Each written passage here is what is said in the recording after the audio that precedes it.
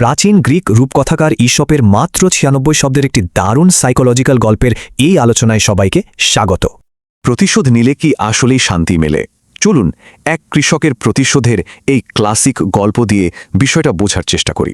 প্রায় ৪০০ খ্রিস্টপূর্বাব্দের এই ছোট্ট the farmer and the fox গল্পটিতে কিন্তু অসাধারণ এক নৈতিক শিক্ষা লুকিয়ে আছে। প্রথম পর্ব, মধ্যরাতের চোর। শুরুতেই চলুন দেখি ঠিক কী কারণে ওই কৃষকের রাগের আগুন জ্বলে উঠেছিল। রাতের অন্ধকারে এক শিয়াল চুপি চুপি এসে কৃষকের মুরগি চুরি করত, আর এতেই কৃষক ভীষণ বিরক্ত হয়ে পড়ে। উপায় না পেয়ে কৃষক একটা ফাঁদ পাতে, আর দারুণ ব্যাপার হলো সে সফলভাবে রাতের এই চোরকে ধরেও ফেলে। দ্বিতীয় পর্ব, অগ্নিগর্ভ প্রতিশোধ। এবার ঘটনা মোড় নেয় অন্যদিকে, যেখানে ন্যায়বিচার রূপ নেয় এক চরম নিষ্ঠুরতায়।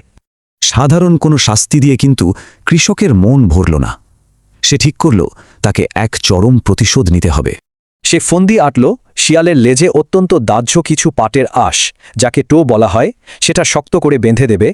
এরপর কৃষক সেই আঁশে আগুন ধরিয়ে দেয়, আর জ্বলন্ত ও আতঙ্কিত শিয়ালটিকে সেইভাবেই ছেড়ে দেয়। তৃতীয় পর্ব, ধ্বংসপ্রাপ্ত ফসল।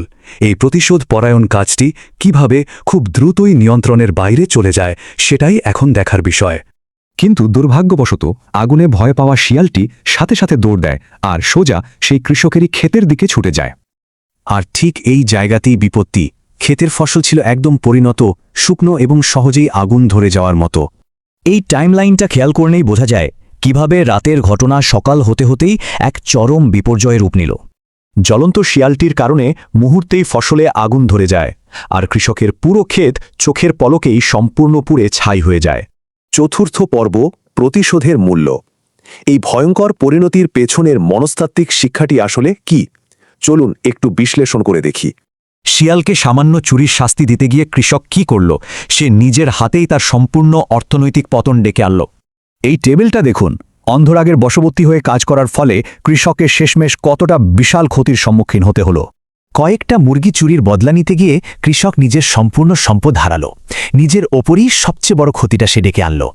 অন্ধ রাগ আর জেদ যে কতটা বিপজ্জনক এবং আত্মঘাতী হতে পারে, ঈশপের এই গল্পটি তারই নিখুঁত প্রমাণ।